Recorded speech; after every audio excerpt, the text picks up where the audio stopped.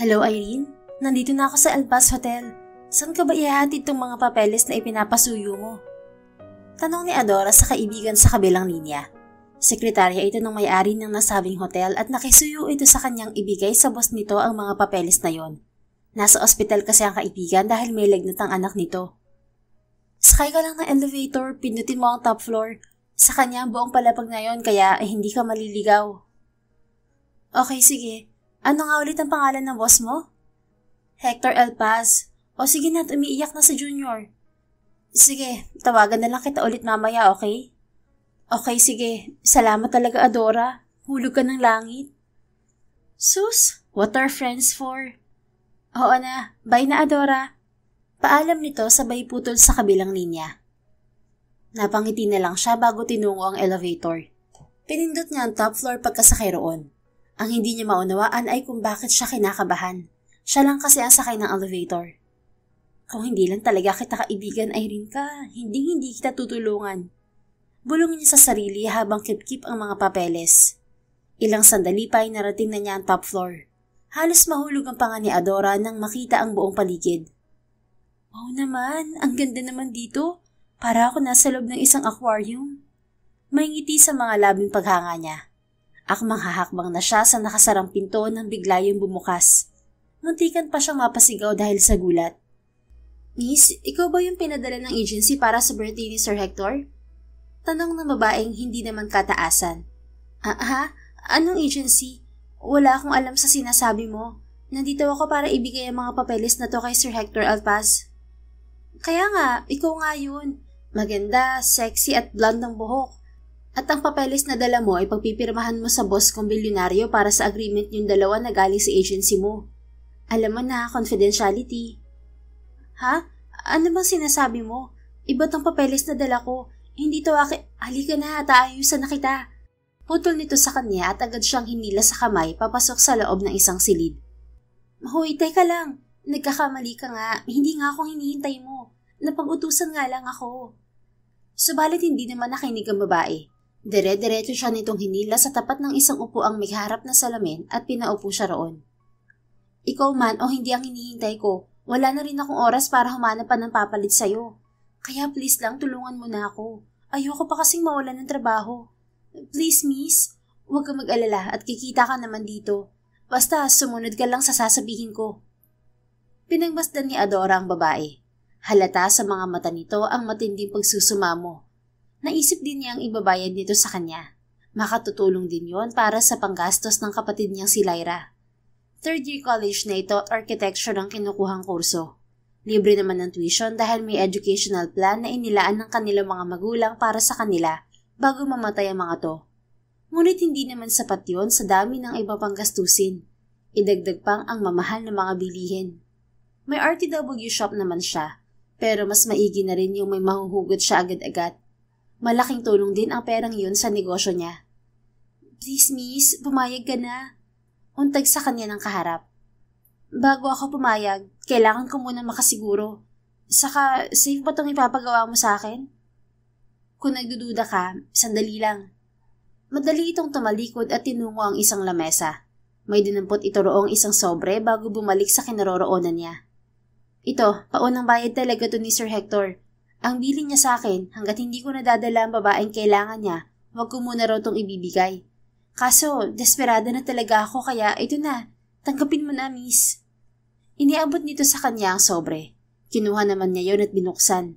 Natutupan ni Adora ang bibig nang makita kung gaano kalaking halaga ang naman yon. Sigurado kang sa akin lahat to, miss? Oo, pero yun ay kung payag ka sa magiging trabaho mo. Ano ba kasing trabaho to at kailangan pa ng boss mo na magbayad ng malaking halaga? Aba, down payment pa lang pero 100,000 na. Dahil hindi rin naman basta-basta ang gagawin mo. Pero kung magaling kang artista, tiyak na mapapaniwala mong lahat dahil kailangan ngayon ni Sir Hector ng magpapanggap na girlfriend niya. Ano? Girlfriend? Bulalas niya. Napatakip ang kaharap niya sa tenga nito kasabay ng pagniwi. Ay sorry, nagulat lang ako. Pero seryoso ka ba talaga sa sinasabi mo?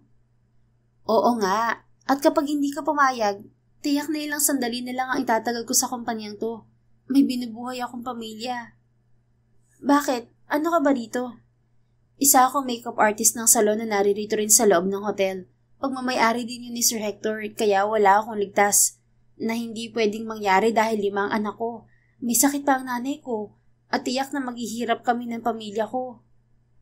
Huminga si Adora ng malalim. Ayaw man niyang masangkot sa gulo ng babae, pero hindi naman bato ang puso niya. Okay, bahala na. Basta yun lang ang gagawin ko. Sige, madali lang naman. Yes! Napahiyaw ang babae sa tuwa pagkaway niyakap siya. Salamat, miss. Walang anuman. Basta siguraduhin mo lang na ngayong gabi lang ako magpapanggap. Oo naman. Sagot nito at nag-umpisa na siyang ayusan nito. Mabait ba ang boss mo? Kasi kung hindi mo na itatanong, boss din siya ng kaibigan ko. Ay, oo nga pala. Hindi ko na itanong kung bakit ka narito. Sino kaibigan ba ang tinutukoy mo? Si Irene. Sekretarya siya ng sinabi mong Sir Hector nyo. Mabait ba yun? Well, depende sa kaharap niya. Pero mabait pa rin siya kumpara sa ibang amo. Kaya huwag ka mag-alala. You're in good hands. Sana nga. Ano nga pala pangalan mo? Isabel, ikaw? Adora. Nagpatuloy ang kanilang kwentuhan habang inaayusan siya ng babae. Sa kadaldalan nito, para na rin niyang nakilala ang sinasabi nitong Sir Hector. At hindi niya mapigilang makadama ng pananabik na makita ito. Base kasi sa paglalarawan ni Isabel, gwapo ang lalaki. At hindi lang basta gwapo. Lalaking lalaki raw ito sa kamachohan. Ayan, ready ka na Adora? Napatingin siya sa salaming nasa harapan. Alam niyang maganda siya pero hindi niya alam na may mas igaganda pa pala siya. Lutang na lutang ang pagkakaroon niya ng 30% ng dugong Arabo. Kitang-kita yun sa mga mata niyang nangungusap at malalantik na pilik. Ganoon din sa may kakapalan niyang mga kilay. Ay, damit! Oo nga pala. Kailangan mo nga pala ng damit. Heto, isuot mo. Madaling kinuha ni Isabel ang isang kahon at ibinigay sa kanya. Binuksan naman niya yon at hindi napigilang manlaki ang kanyang mga mata. Ito ang isusuot ko, Isabel? Yes, ipinahanda talaga yan ni Sir Hector.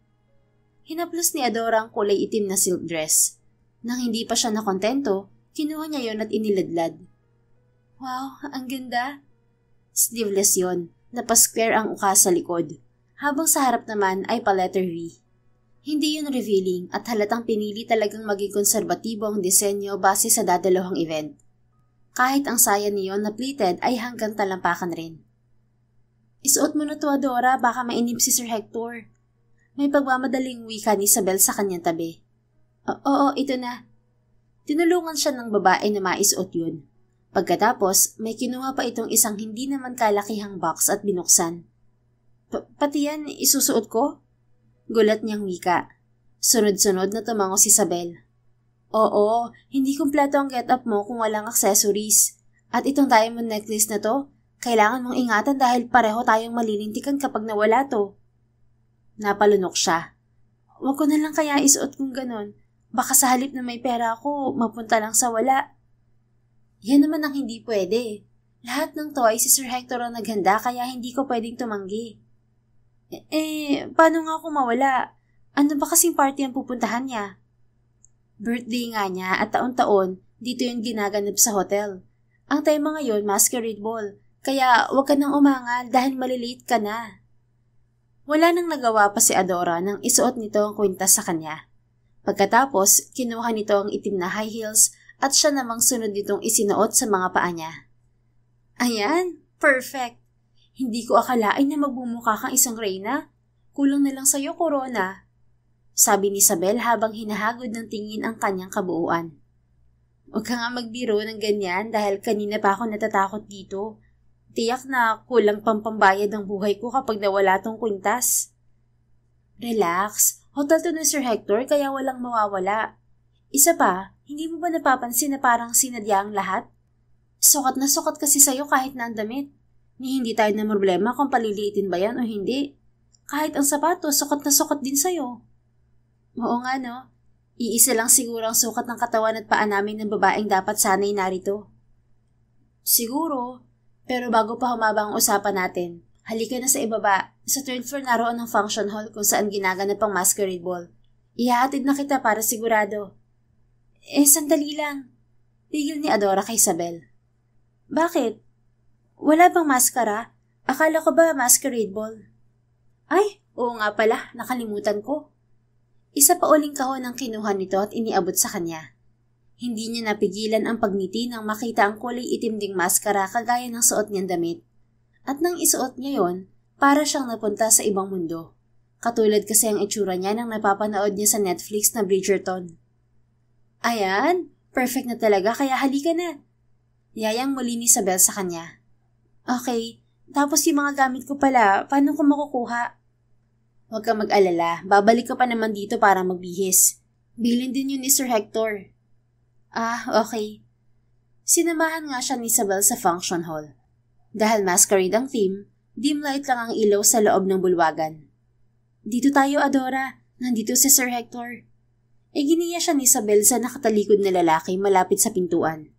Malaki ang pangangatawan nito at bagay na bagay rito ang suot na itim na tuxedo. Sir, nandito na pong hinihintay nyo. Ito po si Miss Adora. Pakilala ni Isabel sa kanila ng boss nito. Agad tong bumaling sa kanila. Hindi ito nakamaskara kaya hindi niya napigilan ang matulala sa harap nito. Bakit ang tagal nyo? Hindi mo ba alam na kanina pa nagsisimula ang party? Impatient na wika ng lalaki habang nakatingin kay Isabel. Nawala bigla ang paghangang nadarama niya sa kaharap. Napalitan yun ng inis. Ano kasi, sir? Dahil hindi naman talaga dumating ang hinihintay mo, ako ang pumalit. Putol ni Adora sa iba pang sasabihin ni Isabel. Napalingon sa kanya ang lalaki. Hindi alam ni Adora kung dinaraya ba siya ng kanyang paningin, pero nakita niya sandali itong natigilan. Madali rin itong hinagod ng tingin ang kabuuan niya. At nang muli siyang titigan nito, hindi maikakaila ang paghanga sa mga mata nito. Taas noong nagsalita siyang muli. Pasalamat ka nga't dumating ako dahil kung nagkataon, baka napahiya ka na sa mga bisita mo. Hindi siya nagpatalo sa pinakikita nitong adorasyon sa kanya. Iwinaksi na rin niya sa isip ang pagpapantasyang ginagawa niya rito kanina. Masungit pa sa dilang masungit. Anya sa isip. And who are you to say that to my face, ha? Bingi ka ba? Ako lang naman ang babaeng magliligtas sa'yo mula sa kahihiyan. Kaya tigilan mo na si Isabel at ang pananakot sa kanya na tatanggalin mo siya sa trabaho. Hindi porket mayaman ka at ikaw ang may-ari ng lugar na to, ay ganyan mo na itatrato ang mga tauhan mo. Aba, labag sa labor law yan. Sagot niya. Adora, okay lang. Ayos lang ako. Manahimik ka na riyan. Pabulong na pigil ni Isabel sa kanya. Hindi na kasi maipinta ang mukha ni Hector. Saan mo ba nakuha ang babaeng to, Isabel? Sir, ano po? Sige na, Isabel. Ako na bahala rito. Singit ni Adora. Kapag tinanggal ka niya sa trabaho, sabihin mo sa akin. Ire-report natin siya pati na tong hotel niya. Naku, wag. Baka mas lalo ako mawalan ng trabaho. Fine. Sige na, Isabel. Makakabalik ka na sa salon. Anang lalaki na ikinataas ng kilay ni Adora. Okay ho, sir. Salamat ho. Bye, Adora. Pagkaalis ni Isabel ay hinarap agad siya ng lalaki. Para sabihin ko sa'yo, miss, hindi ko gusto ang tabas ng dila mo. Na hindi mo ako kilala para magsalita ka ng ganyan sa harap ko. Malamig nitong wika habang hindi siya hinihiwalayan ng tingin. Talaga? Bakit? Takot ka ba na isang kagaya ko lang ang magpapabagsak sa'yo mula sa toreng kinauupuan mo? Pagkakano tumawa si Adora. Mga mayayaman nga naman. Walang magawang paglaruan kung hindi ang mga maliliit na taong kagaya ko. Hoy, Mr. Hector Alpaz, para sabihin ko sa'yo, hindi ako natatakot, no? Ngumisi ito. Really? Humakbang ito palapit sa kanya. Bigla siyang kinabahan. Nagbago kasi ang itsura nito. Para itong mangangain ng buhay na tao, kaya wala siyang nagawa kung hindi ang umatras. Anong ginagawa mo, lalaki? Nothing. Anong wala? Tumigil ka nga sa... Ay! Nagsalabi ng mga paan ni Adora. Akala niya ibabagsak na siya sa sahig, pero madali siyang nahila ng lalaki patungo sa malapad nitong dibdib. Gotcha. Gingising-ngising wika nito. Hindi agad siya nakaimik. May kakaiba kasing damdaming lumukob sa kanyang buong pagkatao at pinabibilis na yun ang tibok ng kanyang puso. At hindi niya maunawaan kung bakit tila ba ayaw na niyang umalis sa pagkakayakap nito. May kung anong init na nagmumula sa katawan nito at nagpapakalma sa magulo niyang isip. Idagdag pang ang bango-bango ng lalaki. Sa susunod, mas mainam kung ititiko mo na lang ang bibig mo, miss. Dahil oras na mapuno ako, tiyak kong malalasap mo kakaibang parusang ibibigay ko. Pinagdikit pa ng lalaki ang mga katawan nila at hindi nakaligtas sa kanyang matalas na pandama ang kung anumang tumatama sa kanyang puson. Nanlaki ang mga mata niya. Bitiwan mo nga ako. Itinulak niya ito pero hindi naman siya pinakawalan ng lalaki. You can't escape from me that easily. Alam ko nakuha mo na ang paunang bayad ko. Ikaw man o hindi ang babae hinihintay ko. Kaya ngayon, sa ayaw at sa gusto mo, hindi ka hihiwalay sa tabi ko. Nasabi na naman siguro sa'yo ni Isabel kung anong papel ang gagampanan mo ngayong gabi. Kaya wag na wag kang magkakamali sa mga isasagot mo sa mga bisitang nasa loob. Lalo na sa pamilya ko. Dahil kapag napahiya ako, ibang kahahantungan natin. Maliwanag ba? Halos mabali ang leeg ni Adora sa sunod-sunod na pagtango. Good. Now act as nice as you can. And don't forget to smile. Huwag mo rin kalilimutang maging malambing sa akin. Bayad ka, tandaan mo yan. Oo na nga. Bitiwan mo na nga ako. Yabang mo, palibhasa, mapera. That won't happen, mi amor. I will hold you as long as I want. We are lovers, remember? Inirapan lang si Hector ng babae na kanyang ikinangiti. Okay, mukha namang nagkakaintindihan na tayo. Now let's get inside. Pinakawalan niya to, pero para lang ipulupot ang isang kamay nito sa braso niya. Hindi na nakapalag pa ang babae nang iginiya niya ito papasok sa malaking bulwagan. Malamyos lang ang musikang pumapailan lang sa ere, kasabay ng mga nagkakaingay na mga bisita. Karamihan sa naroon ay ginawang oportunidad ang mga sandaling yon para sa kani-kanilang negosyo. Ang iba naman, tamang nakikisaya lamang sa kanyang kaarawan. Hector, iho! Kanina pa kita hinahanap. Saan kami nagpunta? Sa lubong ng kanyang tita Hailey sa kanila. Hindi pa man siya nakakasagot ay nabaling na ang atensyon nito sa kanyang kasama. Oh wait, is she your girlfriend, iho? Siya na bang ipapakilala mo saan ka natin ngayong gabi, ha? Natawa siya. Siya nga, tita. My one and only Adora. Ganoon ba? Hi, iha. I'm Hector's aunt. You can call me Tita Hailey. And what a beautiful name, ha? Adora. Sounds like adorable. Anang kanyang tiyahin sa tabi niya. Nararamdaman niyang kinakabahan to, kaya tinapik-tapik niya ang palad nitong nakapulupot sa braso niya. Nice meeting you po. Magalang na wika nito. It was so nice meeting you too. Nasasabik na akong malaman ng love story niyong dalawa. Come, ipapakilala na kita sa lahat. Tita, ako na po magpapakilala sa kanya. Awat agad ni Hector sa tiyahin. Okay, fine. Basta mamaya sa amin ng girlfriend mo, ha? Marami pa kaming itatanong sa kanya. It's a no, tita. Baka sa katatanong niyo matakot pa si Adora at hiwalayan ako. Sa akin lang siya, tita. Ngumiti pa si Hector ng malapad sa katabi. Sus, ang KJ mo talaga, iho. Sige na nga't hindi na ako mangungulit pa. Sa wakas ay iniwan na rin sila ng tita Hailey niya. Naiiling na binalingan niya si Adora. Don't fall for their tricks. Wala pa akong naikukwento sa kanila. Kaya wag na wag mong ibubuka ang bibig mo kapag nagtanong sila, Adora. Paano kung tanongin nila ako kung saan tayo nagkakilala? Anong sasabihin ko? Di sabihin mo sa isang park. Park? Ikaw? Imposible naman yata. Paano naman naging imposible? Public place yun. Kaya nga, public place kaya imposibleng mapunta ka ron. Naningkit ang may kalakihang mga mata ni Hector. At ano namang palagay mo sa akin? Maarte? Aba, malay ko ba? Paingos nitong sagot. Para sabihin ko sa'yo, hindi ako kasing sama ng taong tumatakbo sa isip mo. You didn't even know me para husgahan mo ako agad. Kaya itikom-tikom ang bibig mo kung ayaw mong mahalikan, Adora. Mariin namang pinagdikit ng babae ang mga labi nito, na siya namang nagpangiti sa kanya. At para mas ma-intimidate pa ito, hinapit pa niya ito palapit sa sarili at binulungan. Marunong ka naman palang makinig. I'm sure magkakasundo pa rin tayo kahit papano. Daman ni Hector ang pangingilabot ni Adora na mas lalo niyang ikinasaya. He couldn't stop himself from teasing her. Para kasi itong sasabog na bulkan kapag naiinis. And he found that very amusing.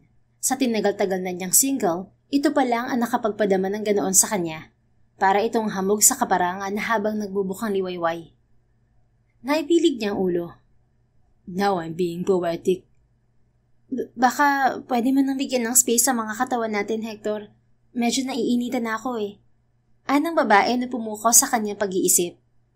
Sure, basta kumapit ka lang sa akin na mabuti at huwag kang bibitiw. Ano pa nga bang ginagawa ko? Ikaw nga tong hindi bumibitiw-bitiw sa akin. Bubulong-bulong nitong sagot. Narinig ko yun. Ayaw lang naman kitang madapa at tuluyang mahulog sa akin. Naniningkit ang mga matang tiningnan siya nito. Yan ang hinding-hindi mangyayari. And why not? I am intelligent, handsome and rich. Ano pa bang hahanapin mo sa isang kagaya ko? May pagmamalaking sabi ni Hector. Well, Mr. Elpaz, hindi ako kagaya ng ibang babae dyan na mga katulad mo ang hanap. Hindi ako nadadala sa yaman at kagwapuhan. Mas tumitingin ako sa kabutihan ng puso ng ibang tao. At para sabihin ko sa'yo, pinakaayaw ko sa lahat ay ang mga taong hambog at bastos.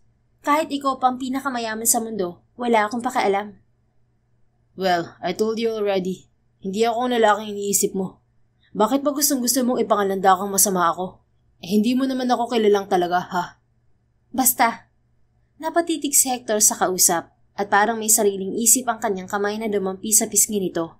Halatang nabigla si Adora sa ginawa niya, na kahit siya ay ganoon din. Nagkatitigan sila. Matagal na para bang sila lamang ang tao sa mga sandaling yon.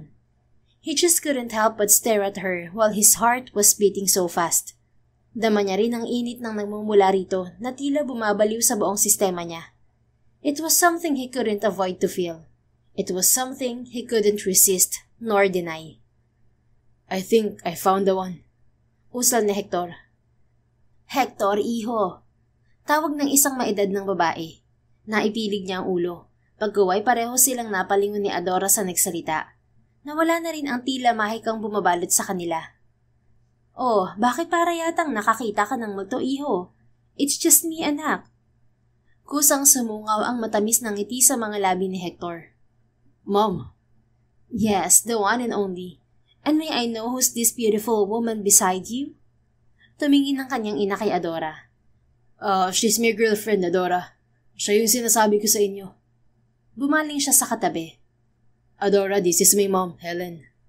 Ngumiti sa kanyang ina ang dalaga. Hello po. Finally, it was so great meeting you in person. Hindi na lang puro kwento nitong anak ko. Totoo ka nang talaga. Akala ko pa nga noon, ilusyon ka lang nitong si Hector. Paano ba naman, masyadong workaholic yan. Niwala na ang oras sa akin, pati sa sarili niya. That's why I'm so glad to see you. Dama niyang nagulat si Adora nang makipagbeso dito ang kanyang ina. Hindi lang ho talaga kami masyadong naglalalabas nitong anak niyo, ma'am. Kaya ngayon lang niya ako pinakilala sa inyo. Busy rin ho kasi ako. Sabi nito. Oh, don't call me ma'am. Just tita or mom. Sige po, tita. Alright. Pero halina kayo at kanina pa kayo hinihintay ng mga bisita. Kanina pa rin gustong makilala ng angkan natin itong si Adora, anak. Yaya ng kanyang ina. Heto na nga, ma'am. Pupunta na po kami sa unahan. Inalalayan ni Hector ang babae patungo sa makeshift stage. Pagdating doon ay agad niyang kinuha ang mikropono nang hindi binibitiwan si Adora. Good evening, everyone. I want you to meet the most special person in my life. Siya ang nagbibigay kulay ngayon sa aking mundo at nagpapatibok ng mabilis sa puso ko. Please meet my girlfriend, Adora. Mi amor, meet my family and everyone in here. Nakangiting pakilala ni Hector sa kanya sa kaanak nito. Hindi naman malaman ni Adora ang gagawin. Kanina pa siya kinakabahan dahil sa lalaki. Pero mas matindi ang kabang nadarama niya sa mga sandaling yun. Habang iniisip kung magugustuhan ba siya ng mga naroon, lalo na ng pamilya nito. At bakit mo naman iisipin yan, Aber? Binayaran ka lang niya. Nagpapanggap lang kayo. Baka nakakalimutan mong hindi ito totoo. Mamaya pagkatapos ng party, tapos na rin naman ang papel mo. Bayad ka pa. Mariing paalala ng isang tinig sa isip ni Adora. Relax, mi amor. Narito lang ako. Smile. Bulong ni Hector na ikinalingon niya rito. Muntikan pang magtama ang mga labi nila, kaya dumoble pang lalo ang kabog ng kanyang dibdib. Nakangiti naman ako Ano ba sa palagay mo? Mahinang angal niya rito habang nakataas ang magkabilang sulok ng mga labi. Hindi ngiti ang tawag dyan. That's ngiting aso. Try to loosen up a bit, Adora. At paano ko naman gagawin yon kung nakatingin sa atin ng lahat? Natural lang yun dahil ngayon lang ako nagpakilala ng girlfriend sa kanila. Natural lang nakilatisin ka ng mga nakaharap sa atin. Basta, ito na ang best ko. At isa pa uling pilit ng ngiti ang iginawad niya rito. Huminga ng malalim si Hector. Alright, ito siguro ang makapagpapawala ng kaba mo. Sa pagkabigla ni Adora, walang sabi-sabing inangkin nito ang kanyang mga labi.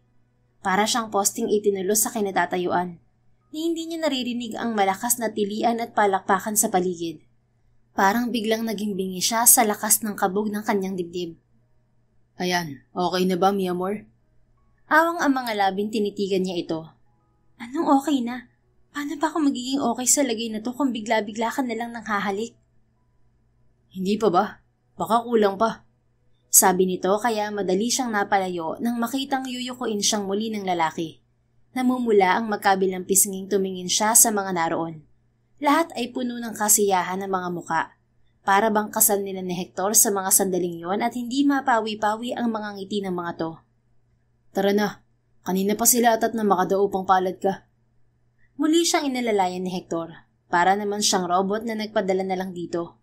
Kung sino-sino ang nilapitan nila. Bukod sa pamilya nitong napakalaki yata, ipinakilala rin siya nito sa mga executives nito, mga kliyente at kasosyo sa negosyo. Pakiramdam tuloy niya, siya ang first lady ng Pilipinas. Para kasing reyna kung ituring siya ng mga tao, maging ni Hector. At napansin niyang may pagka-possessive to, ni hindi man lang kasi siya nahawakan ng kahit na sinong lalaki roon, kahit ang sarili nitong kapatid na si Harold. Off limits daw. Hindi niya mapigilang kiligin. Sweet din naman pala ang malaharing kagaya nito.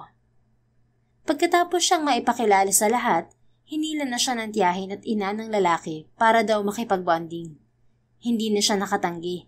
Dalangin na lang niya matapos na ang gabing yon para matapos na ang pagpapanggap nila. Dahil habang tumatagal, mas lalong nagugustuhan ni Adora ang mapabilang sa pamilya ng lalaki. Na hindi naman dapat dahil pagkukunwari lamang ang lahat ng yon. Samantala, hindi mapigilan ni Hector ang mapangiti habang hindi hinihiwalayan ng tingin si Adora. Basta may kung anong nagtutulak sa kanya na titigan lang to. Mukha ngang nasisiraan na ako ng ulo. Kaya ako kumuha ng babaeng magpapanggap na girlfriend ko dahil wala pa sa plano kong mag-asawa. Pero bakit kakaibang nararamdaman ko para kay Adora? Imposible to. Imposible. Iiling-iling niyang wika sa sarili habang nakatingin pa rin sa kinaroroonan ng babae. Panay ang tawa nito na naghahatid ng mainit na pakiramdam sa kanyang puso. Damn, baka naman nagustuhan ko lang ang pagiging palaban niya kaya ganito ako. Tama, yun nga. Wala talagang ibig sabihin ng kakaibang tibok nitong puso ko. Wala.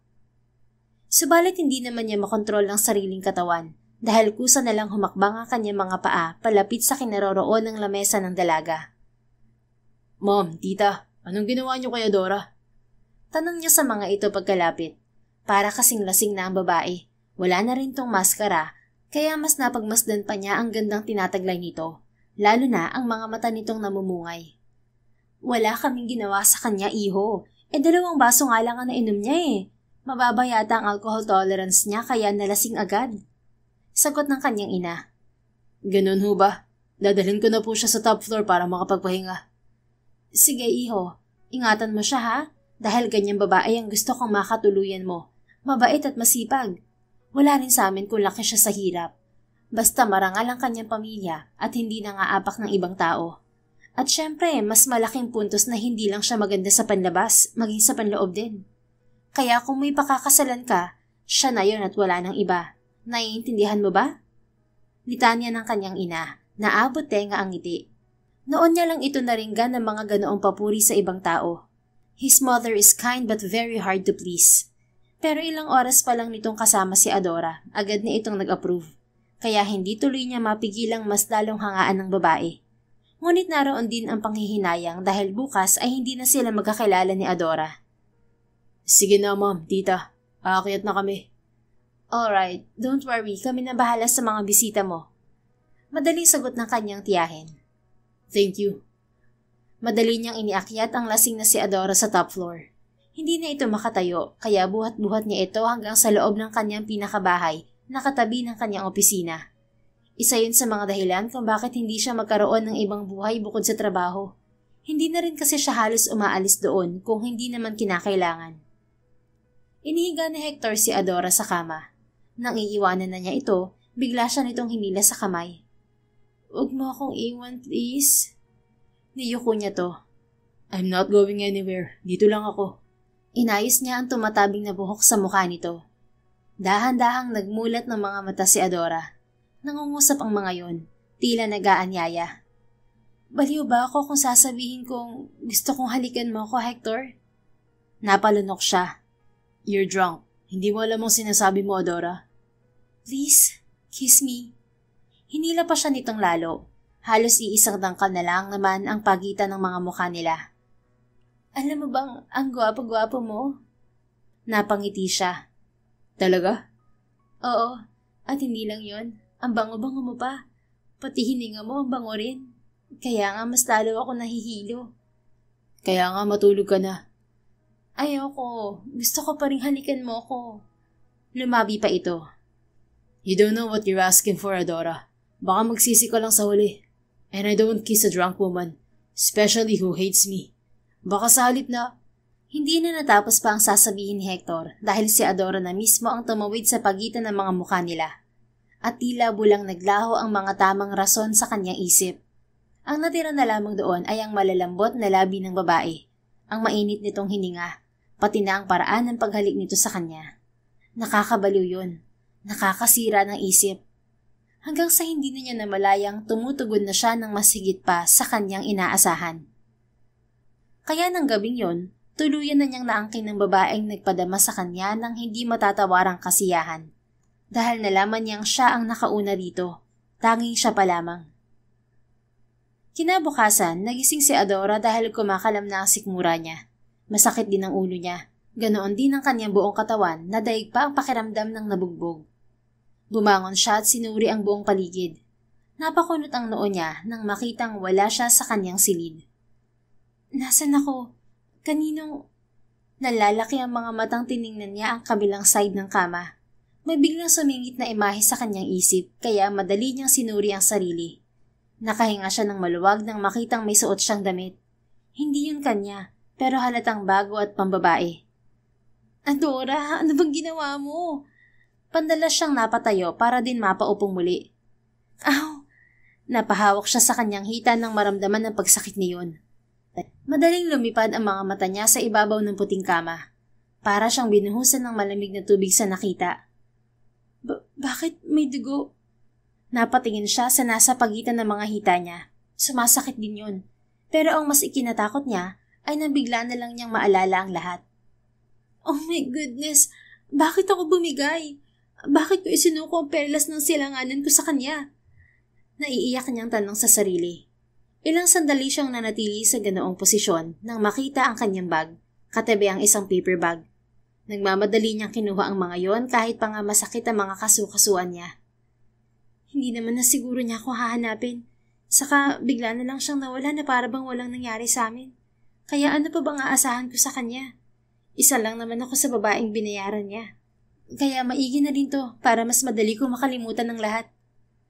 Ngunit habang sinasabi yun ni Adora, para namang hinihiwa ang puso niya ng makailang ulit at hindi niya napigilan ang muling mapaiyak. "Adora, tumigil ka na. Ikaw ang nang-akit kaya wala kang dapat nasisihin dito kung hindi ang sarili mo. Isa pa pumayag ka maging girlfriend niya para may dagdag kita ka. Kaya hanggang doon na lang yun. Ang mararamdaman mo ngayon, mawawala rin yan. Di ba nga, ikaw na rin ang may sabi sa kanya na hindi mo siya magugustuhan dahil bastos siya at hambog? Kaya tama na ang iyak-iyak na yan. Ni wala pang ang 24 oras kayong nagkakakilala, kaya anong ipinagsesentimiento mo riyan? Isipin mo na lang na isa tong panaginip na kailanman hindi mo nagugustuhing balikan." Pagkasabi niyon ay tuloy-tuloy na siyang lumabas sa unit na yon. Diretso lang ang lakad niya dahil daman niya kapag lumingon siya, maiiyak na naman siyang muli. Pagkalabas niya ng hotel, dumiretso siya sa kanyang shop na naroon lang din sa bahay nila. Bukod sa RTW, may mga bag, sapatos at kung ano-ano pa siyang binibenta. Minsan nagla-live selling din siya para mas madali ang kita. Subalit kahit dumaan na ang ilang linggo ay hindi pa rin nawawala sa isip ni Adora si Hector.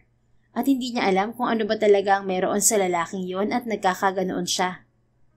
"Ano ba? Tigilan mo na ako please." Parang sirang wika niya sa sarili habang nakaupo sa harap ng kaha. Nakatukod ang dalawa niyang kamay sa lamesang nasa harapan at sinasabunutan ng sarili.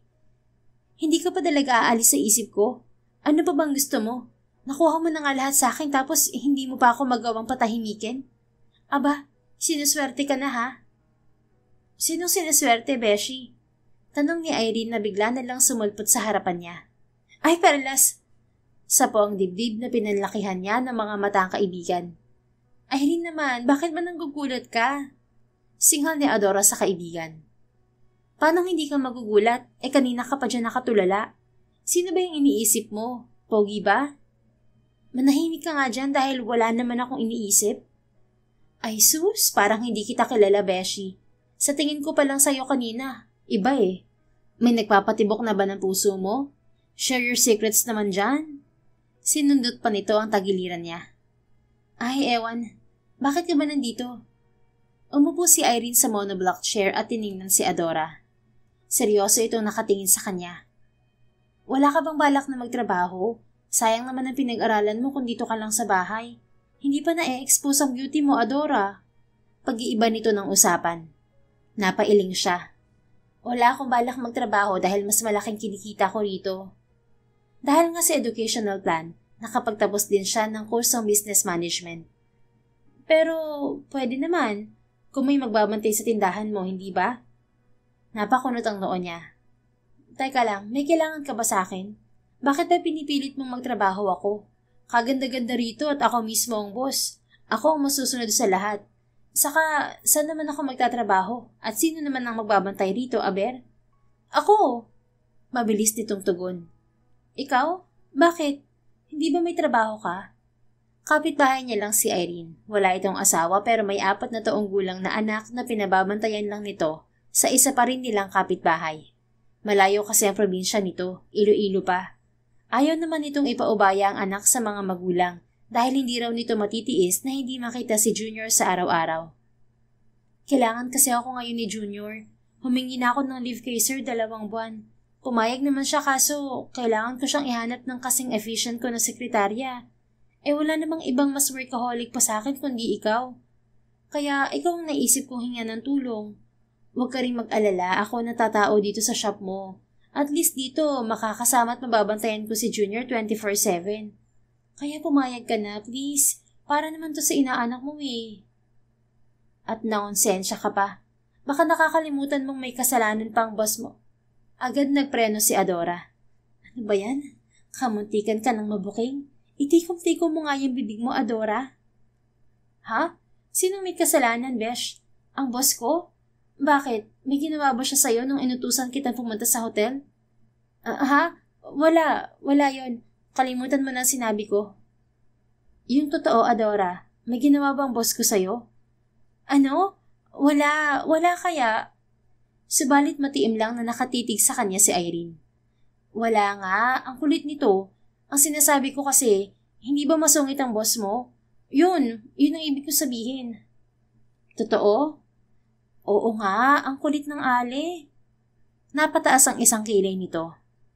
Well, ang totoo, may ipagsusungit naman siya, lalo na kung hindi maayos ang pagtatrabaho. Bukod kasi sa hotel chains na pag-aari ng kanyang pamilya, meron din silang restaurants and resorts, kaya may karapatan siyang magsungit kung kinakailangan. Nakalusot din. Anya sa sarili bago ngumiti. Nagpasya kasi siyang wag na lamang sabihin kay Irene ang mga nangyari sa kanya sa hotel sa loob lamang ng isang gabi. Mukhang pera ka kasi, kaya yan ang napala mo. Anya sa isip. Ano, payag ka na ba? Madali namang katrabaho si Sir. Parehas nga kayo halos ng ugali at hindi kaya. Ha? I mean, kung patungkol sa trabaho, mas maluwag naman akong boss. Agad niyang palusot. Kanina pa siyang nadudulas at tiyak na sa ikatlong pagkakataon ay mabubuking na siya ni Irene. Sus, nasasabi mo lang yan dahil mag-isa ka lang naman dito. Si Sir Hector, libo-libong tao ang hinahawakan. Libo-libong tao ang kailangan niyang i-secure ang kinabukasan pati na mga pamilya ng mga to. Kaya mas tamang sabihin na libo-libong nakaasa sa maayos niyang pamamalakad. Oo na. Libo na kung libo. Basta hindi hambog at bastos. Hindi ganyan si Sir ha. Masungit nga siya pero hindi naman siya hambog at bastos. Isa pa, magmayabang man siya, may karapatan naman siyang gawin yon. He's handsome, rich, and intelligent. Mabait din siya kung kinakailangan. Sasang-ayon na sana ako sa mga nauna. Nadugtungan pa ng mabait. Sang banda? Bubulong-bulong niyang wika sa sarili. May sinasabi ka ba, Adora? Ha? Ako? Wala. Tanggi niya. So ano nga, payag ka na? 2 months lang naman please. Malaki naman ang sasahurin mo. Hinawakan pa ni Irene ang kamay niya bago ikinurap-kurap ang mga mata. 2 months? 2 months kung makakasama ang bastos na lalaking yun? No way. Please, Adora. Ay, oo na nga. Alam mo namang malambot ang puso ko pagdating sa'yo. Payag niya bago ipinikit ang mga mata. Sana, Lord, tama tong ginagawa ko. Talaga? At mahigpit siyang iyakap ni Irene. Salamat talaga, Besh. Hulog ko talaga ng langit sa aming mag-ina. Hayaan mo, treat ko na ang dinner natin ngayong gabi. Masayang wika nito.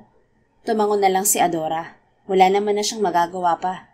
Ang inaalala niya lang, sana nakalimutan na ng lalaki ang lahat, kahit pa nga siya itong hindi makalimot talaga. Nang sumunod na araw, habang nasa opisina niya si Hector, ay pumasok si Irene. Sir? Yes? Hindi nililingong tugon niya rito. Sir, ito na pang resume nung hahalili sa akin. Sige, patong mo na lang dyan. Sumunod naman ang kanyang sekretarya. Tatalikod na sana ito nang tumunghay siya. Sigurado ka bang maayos tong magiging kapalit mo? You know what I want. Ayoko sa lahat ay yung nagpapakita ng motibo sa akin. Pati na sa kung sino-sino. Naku sir, hindi ho ganyan si Adora. She's very efficient at her job. Graduate ho siya ng business management at kasalukuyang may sariling business. Isang RTW shop. Mahal niya lang talaga ako kaya napakiusapan ko siya. Kaya sir, never siyang magpapakita ng motibo sa inyo. Pardon? Para kasing nabingi si Hector sa narinig. Sir, alin ho gusto niyong ulitin ko sa mga sinabi ko? Sa halip na sumagot, kinuha niya ang folder na kinalalagay ng resume ng hahalili dito. Hindi niya mapigilan ang pagngiti nang makita ang pamilyar na mukha ng babaeng halos 1 buwan na rin gumugulo sa isip niya. Hindi niya ito malimut-limutan kahit na anong pilit niya sa sarili. At nanghihinayang siya dahil bigla na lang itong nawala ng umagang yun. Magpapaimbestiga na nga rin sana siya para alamin kung saan to nakatira. Kaso, hindi na pala kailangan. So, she's your friend, huh? Tumingin siya kay Irene. Si Adora, sir? Yes po, she's my best friend. Ninang ho siya ni Junior. Kapitbahay ko rin. Oh, okay. So, kailan siya magsisimula? Napakunot ang noon ni Irene nang makita ang pagbabago ng mood niya. Pero ngumiti rin to kaagad dahil nagseryoso na siya. Kailan niyo po ba gusto? Ituturo ko po muna sa kanya mga kailangan niyang gawin dito sa opisina bago ako tuluyang mag-leave. Well, pwede ba ngayon na? Sapat naman na siguro ang 3 days para sa pagtuturo mo sa kanya, hindi ba? Ho? Ngayon na agad? Bakit? Hindi ba siya pwede? Tatawagan ko po muna. Ipapasara ko na lang siguro muna ang shop niya. Yes, please do. At sabihin mo na rin sa kanya na babayaran ko kung ano man ang kikitain niya sa araw na to. Utos pa niya na muling ikinakunot ng noo ng kanyang kausap. I'm just helping you, Irene. That's all. Mabilis niyang katwiran. Talaga, sir? Salamat po talaga. 2 na kayong hulog ng langit sa akin. Oo na, tawagan mo na siya bago pa magbagong isip ko. Oo nga po, ito na.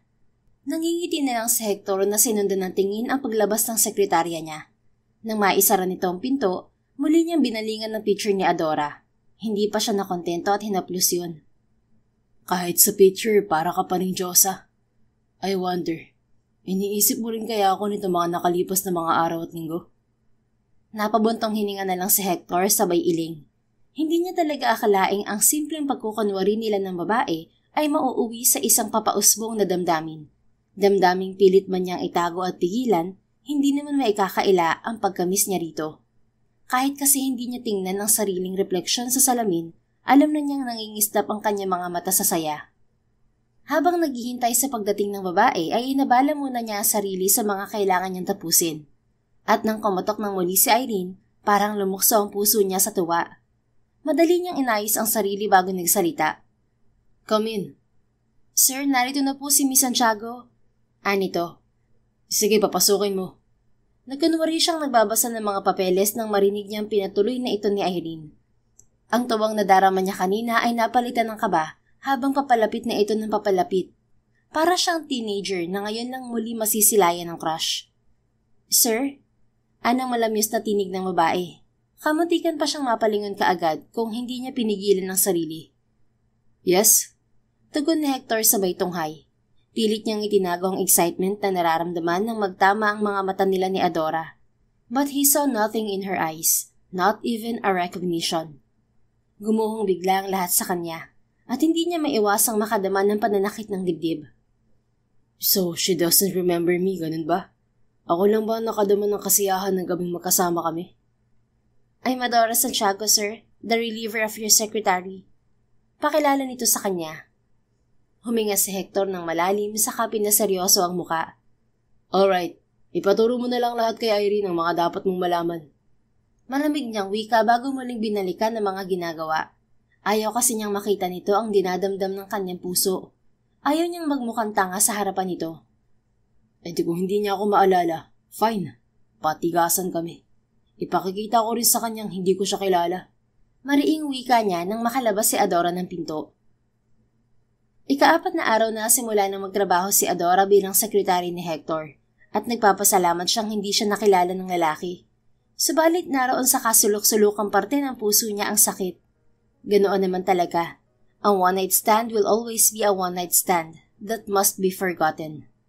No feelings involved. Miss Santiago. Napatunghay agad siya nang marinig niya ang tinig na yon ng lalaki. Tumambad sa kanya ang gwapong-gwapong mukha nito. Bagong ligo to at ang bango-bango.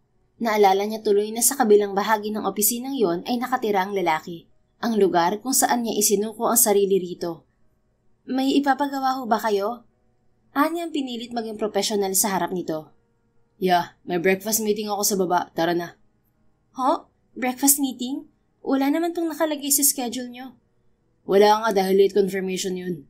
Sagot nito bago siya tinalikuran. Dali-dali naman niyang kinuha ang kanyang cellphone, ang planner nito at iPad kung saan inilalagay ang notes at minutes ng bawat meeting ng lalaki. Hindi sila nagkikibuan habang sakay ng elevator. Pagdating naman sa ground floor, tuloy-tuloy lang sila sa isa sa mga restaurant na naroon lang din sa ground floor. What do you want to eat, Miss Santiago? Tanong nitong ang mga mata ay nasa binabasang menu. Nakaupo na sila sa pangdalawahang lamesa na nasa isang sulok ng restaurant. Tiningnan ni Adora ang hawak ding menu. Kayo na po ang bahala. Kumain ka na ba? Tumunghay ito at eksaktong nagtama ang mga mata nila. Po? Bigla siyang napasinok. Sa tindi ng kabang nadarama, agad niyang kinuha ang basong may lamang tubig na isinerve ng waiter kani-kanina. At sa kamalas-malasan, bigla naman siyang nasa mid. Hey! Tumayo si Hector at agad na kumuha ng tissue bago tumabi sa kanya at hinagod ang kanyang likuran. Here. Salamat po, sir. Hindi malaman ni Adora kung ano bang uunahin niyang patigilin. Ang boss ba niya o ang mabilis na pintig ng kanyang puso? Next time, dahan-dahan lang ang pag-inom. Okay na ho ako. Pwede na ho kayong maupo ulit. Salamat ho. Sure ka? Bahagya pa itong yumuko para makita ang mukha niya. Okay na ako. Mabuti naman. Sinundan niya ito ng tingin hanggang sa muling makaupo. Nasaan ho ang inyong ka-meeting? Hindi ho ba dapat ay hintayin muna natin sila? Hindi na raw makakarating. Ho? Totoo bang sinasabi ng isang to o nagdadahilan lang? Ni hindi ko nga siya nakitang gumamit ng cellphone niya kanina. Paano naman niya nasabing hindi na darating? They have an emergency kaya tayong dalawa na lang ang kakain. Now, tinatanong kita kung kumain ka na ba? Anitong titig na naman sa kanyang mga mata. Nako-conscious tuloy siya. Hindi pa ho. Hindi naman ako sanay na nag-aalmusal. You should be. Kaya pala parang ang payat mo. Ha? Ako? Payat? But, pati ba naman katawan ko na pagdiskitahan ng isang to? Para sabihin ko sa'yo, ang katawang-tuwang... Teka, wala yun. Dugtong na nagtatalo niyang isip. Ang ibig kong sabihin, slim ka. At kung hindi ka sanay mag-almusal, baka mas talo ka pang maging slim. Sus, yun din naman yun. Binago lang ang term. Bulong niya. May sinasabi ka ba, Miss Santiago? Tabinging umitito sa amo. Wala po, sabi ko po mag-order na tayo para makabalik na tayo sa trabaho. Okay. Ang lalaki na nga ang umorder para sa kanila. Marami yun at nahihiya naman siyang hindi ubusin, kaya naman busog na busog siya. Hindi ko alam na may alaga ka pala sa tiyan mo. Pabirong wika ni Hector habang nagpupunas ng napkin sa bibig. Wala ah, nahihiya lang ho akong hindi ubusin, lalo pat maraming taong nagugutom kaya hindi dapat tayo nagkakasaya ng pagkain. Oo na, halika na, akyat na tayo. Tumango siya, pero laking gulat niya nang nasa harapan na agad niya ang lalaki at nakalahad ng isang palad. Kaya ko naman ho ang sarili ko, sir. Anyang hindi yun tinanggap at kusang tumayo. Nagkibit balikat naman ng lalaki. Muli, tahimik silang nagtungo sa top floor. Pagdating nila sa opisina, napakurot ang noon niya nang makitang may isang pumpon ng bulaklak sa ibabaw ng kanyang lamesa. Kanino naman kaya galing to? Tanong niya sa sarili sa kayang dinampot. Bulaklak? May manliligaw ka, Miss Santiago? Tanong ng lalaki hindi pa pala pumapasok sa opisina nito. Napalingon siya rito. Iisang linya na ang mga kilay nito habang nakatitig sa hawak niya. Oho, wala ho. Halos mabali ang leeg ni Adora sa pag-iling. Kanino galing ang mga yan? Hindi ko ho alam. Bakit hindi mo tingnan ng note? Napatingin siya sa tinutukoy nito. Meron ngang puting papel na kalakip ang bulaklak. Mariin ang pagkakakagat niya sa labing kinuha yon at binasa. Flowers are meant for a beautiful lady like you. Hope you got an inspiration today. Anang lalaki na nakibasa rin pala. Inspiration ha? Para sabihin ko sa'yo, Miss Santiago, hindi ko tinotolerate ang flirting sa opisina ko. Hindi ba nabagit na sa'yo yan ni Irene? Walang maisagot na tumango na lang si Adora. Kaya kung may manliligaw ka sa opisinang to, sabihin mong tumigil na. Dahil hindi ka mo inspirasyon ang dala niya. Sakit ka mo sa ulo. Yun lamang at pumasok na si Hector sa loob ng opisina. Naiwang nakanganga na lang si Adora. Hindi niya alam kung tama bang nakikita niya, pero parang nagsiselos ang lalaki. At bakit naman? Hindi naman niya ako maalala? Ano ang pinagmamarakulyo ng lalaking yun? Tanong niya sa sarili bago muling tiningnan ang bulaklak. Kung sino man ang nagpadala sa'yo, hindi nakakatuwa. Pero dahil ayoko masayang ka, iuubi pa rin kita. Anya bago nag-umpisang magtrabaho. Samantala, sa loob ng kanyang opisina ay pangiti-ngiti naman si Hector. Tama naman sigurong ginawa ko, hindi ba? Kung hindi niya ako maalala, pues sa ganitong paraan ko nilang ipapadama sa kanya ang nararamdaman ko. Effective naman siguro ng pagsiselos ko kahit ako mismo ang nagpadala ng bulaklak sa kanya. Parang may sayad na wika niya sa sarili. Tinamaan na talaga kay Adora. Ang totoo, hindi talaga niya makuhang magalit sa babae sa pagkukunwari nitong hindi siya kilala. Kaya sa halip na ipagpatuloy ang pakikipagplastikan dito, plinano niya ang lahat mula sa breakfast nila hanggang sa pagpapadala ng bulaklak dito. Tinanong pa niya si Irene kung anong paboritong pagkain ni Adora na labis nitong ipinagtaka. Inahilan na lang niya na gusto niyang makasundo agad ng babae, na pinaniwalaan naman ni Irene. At doon niya nalaman na hindi nga nag-aalmusal si Adora. Well, ito pa lang naman ang simula. Marami pa akong plano sa isip. At kung itatanggi mo pa rin sa sarili mo na magkakilala tayo, sisiguraduhin ko pa rin mahuhulog ka sa akin, Adora. Pangako niya sa sarili.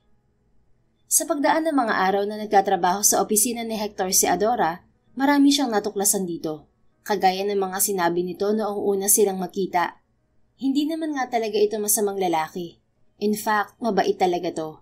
At nakikita niya yon sa paraan ng pagtrato nito sa mga empleyado ng hotel, kahit sa mga batang lansangan. Ang hilig nitong magbigay ng mga pagkain at kung ano-ano, maliban sa pera. Marami rin charity na sinusuportahan ng lalaki kaya mas lalo pa siyang humanga rito. Ang problema nga lang ay ang pahamak niyang suitor na wala namang pangalan. Kapag nakikita nitong may bulaklak sa lamesa niya, nagbabago ang mood nito. Napaisip tuloy siya na nagsiselos nga ito dahil kung hindi naman siguro ito parang batang magdadabog. May bulaklak ka na naman. Hindi ba sinabi ko na bawal ang ligawan dito sa opisina ko? Gusot ang mukhang wika ni Hector pagtapat sa kanyang lamesa at nakita ang bulaklak na katatanggap lang niya. Sir, hindi ko naman kilala ang sender nito. Hindi ko naman maibalik dahil walang return address o kaya pangalan man lang. Duwag naman pala yan eh. Bakit hindi magawang ipakilala ang sarili? Ewan ko rin ho. Kung ako magpadala sa'yo ng bulaklak, tatanggapin mo ba? Ho? Napakurap-kurap siya habang nakatingin sa mukha nito. Napabuntong hininga to. Okay, never mind. Hindi na lang ulit ako magtatanong. Okay lang naman ho. Bigla namang nagliwanag ang mukha ng lalaki. Talaga? Nakagat niya ang labi. Adora, bakit ba inuuna mong ibuka ang bibig kaysa mag-isip? Para mo na rin sinabing gusto mo siya. Ano ka ba? Hindi naman yata. Okay lang. Sabi nito. No, I mean, okay lang naman ho. Kaya lang sabi niyo nga, bawal lang mag-flirt dito. Hindi ba number 1 rule niya yon? Tapos kayo pang unang babali. Mabilis niyang katwiran. Rules are meant to be broken, mi amor. Isa pa, hindi naman kita tunay na sekretarya. Reliever ka lang ni Irene kaya hindi pa rin nag-a-apply ang role kong yun sa'yo. Nito sabay kindat. Pagkatapos, iniwan na siya ni Hector at pumasok na ito sa opisina nito. Anong itinawag niya sa akin? Mi amor? Hindi kaya... Napatingin siya sa nakapinid na pintuan ng lalaki. Imposible. Hindi niya ako maalala. Alam ko yun dahil yun ang nakikita ko sa mga mata niya. Kaya hindi ako dapat nagpapadala sa mga taktika niya. Dapat mas maging profesional pa ako. Subalit nang pumasok siya kinabukasan, isang pumpun ng pulang rosas na may kasamang isang box ng chocolate ang bumungad sa kanya. Nang tingnan niya ang card niyon, hindi niya mapigilan ang mapatili. Galing yun sa boss niya, at may nakalagay pang sweet messages. I hope nagustuhan mo. Ay, perlas ng... Bulalas niya sabay lingon. Ngunit ang hindi niya inaasahan ay ang pagdadampi ng mga labi nila dahil halos nakadikit na pala ito sa kanya. Namimilog ang mga matang napalayo siya rito. Sir, sorry ho. Hindi ko naramdamang nariyan na pala kayo. Bakit kasi para kayong pusa? Napangiti ito. No need to say sorry, Adora. I like it. Mas gaganahan ako magtrabaho. And by the way, I hope you like the flowers and chocolates. Nito bago tumuloy sa opisina nito. Ramdam ni Adora ang pamumula niya habang nakatitig lang sa pinasukang pintuan ni Hector. Hindi na talaga niya alam ang gagawin. Nalilito na siya. Paano ba niya pipigilan ang sarili kung ganoon ang lalaki? Talaga bang babaliwin na siya nito? At mukhang yun nga ang gustong mangyari ng kanyang amo. Dahil hindi ito pumapalya sa pagpapadala ng bulaklak sa kanya. Naroong minsan ay inihahatid pa siya nito pa uwi. At ng araw na yon, hindi na siya nakatiis na tanongin to habang nakatigil lang sa sasakyan nito sa tapat ng kanyang bahay. Sir? Hector na lang please. Hindi ba sinabi ko na sa'yo na kapag wala na tayo sa opisina, sa pangalan mo na lang ako tawagin? Huminga siya ng malalim. Okay, Hector, may gusto lang sana akong itanong sa'yo. Anyang titig na titig sa mga mata nito. Ano yun? Yung totoo, naaalala mo ba ako? Yung totoo? Tumango si Adora. Yes. Walang kang ngiting-ngiting sagot nito. Yes? You mean, alam mo na umpisa pa lang kung sino ako? Oo. Bakit wala ka man lang sinabi? Dahil sa iyo, Adora. Dahil sa akin? Bakit naman? Ito naman ang huminga ng malalim at tumingin sa unahan. Dahil pinakita mo sa akin hindi mo ako naaalala. That day na dumating ka sa opisina, I was very excited to see you. But then, I didn't see any recognition in your eyes. Kaya hindi na rin ako nagsalita pa. Baka kasi gusto mo talagang kalimutan lahat ng nangyari nung gabing yun sa atin. No. No? Natampal ni Adora ang bibig niya. Talagang hindi ka nadadala, no? Saway niya sa sarili at ilang beses pang tinampal ang matabil niyang bibig. Adora, what do you mean by your answer? Kagat-labing tumingin siya dito. Ang ibig kong sabihin, wala talaga ako nakakalimutan. Pilitin ko man ang sarili ko pero hindi ko talaga magawa. At bakit mo naman gagawin yun? May nagawa ba akong masama sa'yo noon at gusto mong kalimutan ng lahat? Well, except sa mga pang-aasar ko sa'yo sa party. But other than that, wala na akong maalala pa. Nalilito ang wika ni Hector. Hindi yun, Hector. Dahil bigla ka na lang nawala kinaumagahan. Ako biglang nawala? Paano naman ako mawawala kaharap mo nga ako ngayon? Huminga siya ng malalim. Hindi naman yun ang ibig kong sabihin. Ang sinasabi ko na magising ako, wala ka na sa tabi ko. Kaya naisip ko wala talagang ibig sabihin sa'yo nangyari sa atin. Natawa ang boss niya. Parang baliktad yata. Ang alin? Ikaw ang bigla na lang nawala. Ikaw ang bigla na lang umalis. I was just in my office signing some important papers. Kung hindi mo naaalala, kaya ka nagpunta sa opisina ko para sa mga bitbit mong papeles na kailangan mong pirmahan. I was just right there, Adora. I never left you. At kung naghintay ka pa ng ilang sandali, o kaya hinanap mo man lang ako, makikita mo may tinatrabaho lang ako. Napayuko siya. Hindi na niya yun naisip sa dami ng mga gumugulo sa kanya ng mga oras na yon. Naramdaman niya ang pagdampi ng daliri ng lalaki sa baba niya. Masuyo nitong iniangat ang ulo niya at sinalubong ang kanyang mga mata. It was love at first sight, Adora. What I felt for you that evening was love at first sight. Yun din ang kauna-unahang beses na nahulog ako sa isang babae. It was very unexpected and unusual for me. Sa tinagal-tagal ko nakakulong sa aking opisina, hindi ko inaasahang sa gabing yun ko pala makikilala ang babaeng hindi lamang atensyon ko ang makukuha, kundi maging ang puso ko. Noong una kagaya mo'y naisip kong baka nga baliwala lang sa iyong lahat. But then, hindi ka talaga mawala-wala sa isip ko. Palagi ko nakikita ang mukha mo kahit saan ako tumingin. Bala ko nang ipahanap ka dahil pakiramdam ko mababaliw na ako kapag hindi ko ginawa yun. Pero nang makita ko kung sino ang papalit kay Irene, doon ko naisip na nasa malapit ka lang pala. And I am very happy seeing you every day. Seeing you now. I'm very happy that I could hold you like this. Feel your warmth once again. Masuyo nitong hinaplos ang pisngi niya, dahilan para mapapikit siya. I love you, Adora. Tama ang sabi ni Mommy. Hindi na kita dapat pakawalan pa. At naramdaman na lang niya ang paglapat ng mainit nitong mga labi sa kanya. Kaya mas lalo siyang napapikit habang ninanamnama ang tamis ng mga halik nito. Para din siyang idinuduyan sa ere sa mga sandaling yon. Lalo pat ang klase ng paghalik nito ay masuyo at may pag-iingat. Ang klase ng halik na matagal na niyang hinahanap-hanap at alam niyang si Hector lamang ang makakagawa niyon. Nang pakawalan ng binata ang kanyang mga labi, hindi niya napigilan ang mapangiti kasabay ng pagmulat ng kanyang mga mata. Hindi ko naiintindihan noon kung bakit ang bilis na hulog ng loob ko sa iyo, Hector. Nakwento pa nga lang ni Isabel ang patungkol sa iyo ay hindi ko na maitago sa dibdib ko ang pananabik na makilala ka. At nang makita kita, mas lalo ko napatunayan na may pagmamalaki ka naman nga. Nainis nga lang ako sa ugali mo pero tama ka rin naman. Hindi nga dapat kitang hinusgahan kaagad. Dahil sa paglipas ng mga araw na magkasama tayo, mas lalo ko nakilala ang tunay na Hector Elpas.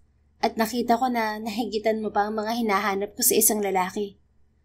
So, mahal mo rin ako, Adora? Yes, mahal na rin kita. Malapad na napangiti ang lalaki bago siya niyakap. Salamat. Akala ko mauuwi talaga sa wala ang lahat. Alam mo bang ako talaga ang unknown suitor mo? Ha? Ikaw? Namimilig ang mga matang bulalas niya. Oo, dahil gusto kong ipadama sa yung nagsiselos ako. Kaya ako yung ginawa.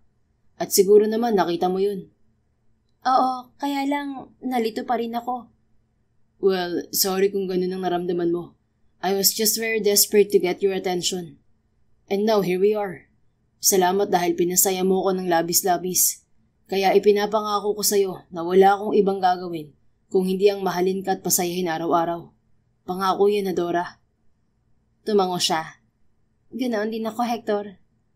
Yun ang naging simula ng lahat para sa kanilang dalawa ng lalaki. At nang muli siyang ipakilala ni Hector sa pamilya nito, hindi siya nahirapang pakisamahan ng mga to dahil likas na mababait ang angkan ng kanyang kasintahan. Tanggap siya ng mga ito kahit mahirap lamang siya. At syempre, tuwang-tuwa din si Lyra nang malamang may boyfriend na siya dahil sa wakas daw may magpapasaya na sa kanya. Si Irene naman, ayun, gulat na gulat sa kanyang mga ikinakwento rito. Bruha ka, Beshi? Isinuko mo pala sa kanyang bataan mo tapos hindi ka malang nagkukwento? Anong klaseng kaibigan ka, ha? Sermon nito habang naroon sila sa kanyang shop. Kauuwi lang niya at naabutan niya roon ang kaibigan na nagsasara na. Kaya nga nagkukwento na ako ngayon, hindi ba? Saka nahihiya kasi ako noon nagkwento pa. Naku! Gigil na hinila nito ang kanyang buhok. Ikaw na talaga. Ikaw na may mahabang buhok. Naaapakan ko na nga, oh. Buska pa nito. Natawa siya bago ito niyakap. But seriously, salamat sa iyo, Irene. Kung hindi kasi dahil sa iyo, hindi ko makikilala si Hector. Hindi sana ako ganito kasaya ngayon. Oo na, hulog na rin ako ng langit sa inyo. Hindi nawawala ang ngiting pinakawalan niya ito. Basta salamat talaga. Oo na nga, ito naman. Tinapik pa siya nito sa balikat. Hindi naman kalakasan yon, pero muntikan na siyang mabuhay. Mabuti na lang at nakakapit siya sa gilid ng lamesa. Ay, huy Adora! Napahawak sa braso niya si Irene. Okay ka lang ba? Bakit parang namumutla ka? Hindi naman malakas ang pagtapig ko ah. Oo nga, medyo nahilo lang ako pero okay lang. Huwag kang mag-alala. Sigurado ka? Oo, ito naman OA.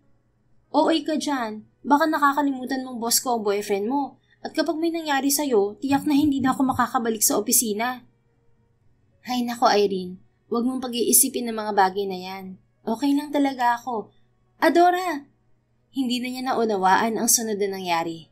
Nagising na lamang siyang nakahiga sa kung saan habang may nakahawak sa kamay niya. Nakita niya rin na may nakakabit na swero sa kanyang kanang kamay na kanyang pinagtaka. Nilingon niya kung sino ang may hawak ng kamay niya. Napangiti siya nang makitang si Hector yon habang nakayuko at paulit-ulit na hinahalikan ng ibabaw ng kanyang palad. Hector? Mi amor.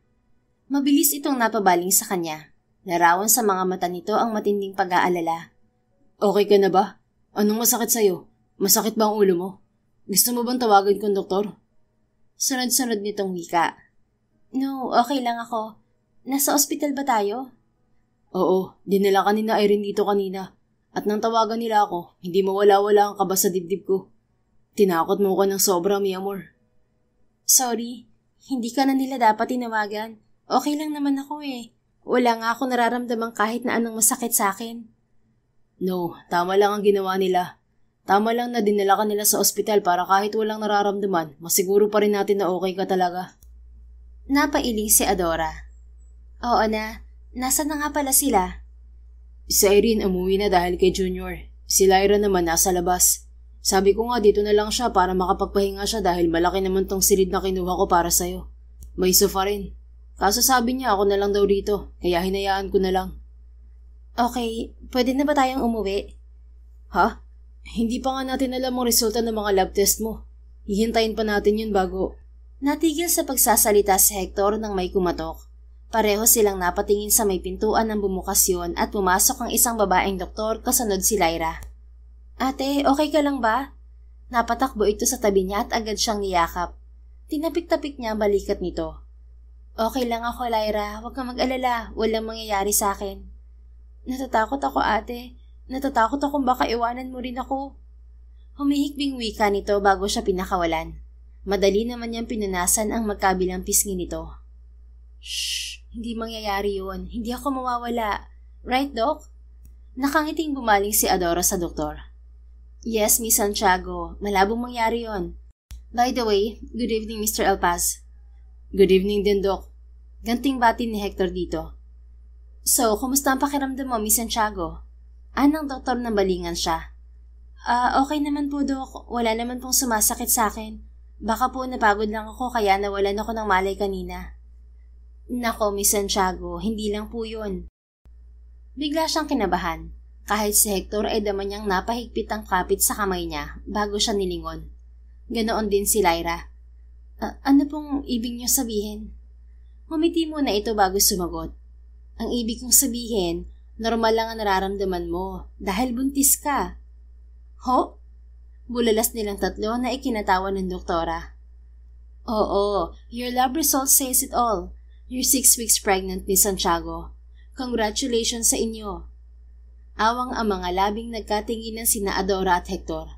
Pagkatapos, tiningnan niya ang kapatid. Magiging mommy ka na, ate. Nangingilid ang mga matang wika nito. Oh God. Bulong ni Hector na hindi inaalis ang mga mata sa kanya. Oh my God. Walang sabi-sabing niyakap siya nito. Mi amor, I can't believe this. Magiging tatay at nanay na tayo. This is a blessing. Tuwang-tuwang wika nito sa pagitan ng paghikbi. Hindi naman siya makaimik na tumangulang. Para kasing sasabog ang puso niya sa halo-halong emosyong nararamdaman. Pero mas nananaig doon ang kasiyahan. Bago ako lumabas, ito na ang reseta ng mga vitamins na kailangan inumin regularly ni Miss Santiago. Pinakawalan siya ni Hector at kinuha ang ibinibigay ng doktor. Also, you need to eat healthy foods, get a proper sleep, do not overwork and avoid stress para sa ikabubuti ninyong dalawa ni baby. Paliwanag pa nito na sa kanya nakatingin. We will do that, Doc. Thank you so much. Masayang sabi ni Hector. Walang anuman. Basta kung may kailangan kayo, tawagan niyo ako kaagad. Nariyan na rin ang number ko sa reseta. At bago ko makalimutan, pwede na rin kayong lumabas. Sige po, salamat po ulit, Dok. Anya. Pagkalabas ng doktor ay muli silang nagkatingin ng tatlo, bago nagkatawanan. Sige na ate, lalabas na ulit ako. Alam kong marami pa kayong dapat pag-usapan ni Kuya Hector. Paalam ni Lyra sa kanila. Thank you, Lyra. Anang kasitahan niya rito. Walang anuman, kuya. Basta ipangako mo sa aking mamahalin mo si ate at ang magiging pamangkin ko. Huwag na wag mo silang sasaktan dahil kapag ginawa mo yon, ako mismo ang sasapak sa'yo kahit babae ako. Ouch, grabe ka naman, sister-in-law. Ani Hector. Talaga, ganun ko kamahal ang ate ko, no? May pagmamanahan ka nga. Same na same kayo ng ate mo. Hay nako, itigil nyo na nga yan. Natatawang awat ni Adora sa dalawa. Sige na, labas na ako. I love you, ate. I love you too. Isang mabilis na halik sa noo ang iginawad sa kanya ni Lyra bago tuluyang nilisan ang silid na kinaroroonan nila. Parang mas kailangan ko mabahala kay Lyra, mi amor. Bigla yata ako nagkaroon ng takot sa mga babae dahil sa kanya. Ani Hector nang balingan siya. Natawa si Adora bago hinaplos ang pisngi nito. Ganun lang talaga kaming dalawa dahil ulila na kami. I know, pero simula ngayon, hindi na lang kayong dalawang magkasamang haharap sa buhay. Kasama mo na rin ako. At syempre, ang magiging anak natin. Kinuha nito ang isang kamay niya at muli yung hinalikan. Pagkatapos, hinaplos nito ang impis niyang tiyan. Hello little one. Thank you for coming into our life. Dahil sa'yo, mas lalo pa kaming naging masaya ni Mommy. Promise, I will take care of you and Mommy para lumaki kang malusog. And of course, ngayon pa lang ay bubusugin ko na kayo ng pagmamahal. At sisiguraduhin ko sa'yo, magiging isang masayang pamilya tayo. Tumingin muli sa kanya si Hector. I'm just preparing to propose to you dahil ayoko rin namang patagalin pa ang lahat. Pero ngayong dumating na ang isa sa pinakamagandang balitang natanggap ko sa buong buhay ko. Ito na siguro ang oras para yayain ka magpakasal. Will you stay forever by my side, Adora Santiago? Napaluha siya sa narinig. Yes, handa ako manatili sa tabi mo habang buhay dahil mahal na mahal kita. Ikaw at ang anak natin. Muli siyang niyakap ni Hector. Pagkatapos, siniil siya nito ng halik. I love you more, mi amor. Bukas ko na lang ibibigay ang singsing. Nakalimutan ko sa bahay sa pagmamadali ko. Anito nang pakawalan siya. Natawa si Adora. Ayos lang. Hindi naman yun nabasihan para hindi ako magpakasal sa'yo kundi ang mga nararamdaman natin para sa isa't isa. Salamat. Kaya mahal na mahal kita eh. Dahil buntis na si Adora, hindi na pinatagal pa ni Hector ang lahat. Lalo pa nga at botong-boto naman sa kanya ang pamilya ng kanyang nobyo. 2 linggo lang ay naasikaso na nito ang kanilang mga papeles at sa mansyon ng mga Elbas sila ikinasal. Garden wedding yon na kahit simple ay hindi may kakailang pinagkagastusan ng husto ng kanyang asawa. Pagkatapos niyon, lumipad sila patungong Switzerland para sa kanilang honeymoon. They started creating new happy memories there with their first unborn child. At masasabi ni Adorang siya na ang pinakamasayang babae sa balat ng lupa dahil sa labis na kasiyahan at pagmamahal na ipinakikita at ipinadarama sa kanya ng asawa. Pagbalik nila ng Pilipinas, hiniling niya kay Hector na tutulungan niya ito sa negosyo ng mga to, na sinang-ayon na naman agad ng asawa niya, basta doon lang din daw siya sa opisina nito magtatrabaho. Hindi na kasi siya nito pinagtinda at lumipat na rin sila sa bago nilang tahanan. Hindi yun sa hotel, kung hindi sa isang 3-story mansion na matagal na palang ipinagawa ng kanyang asawa.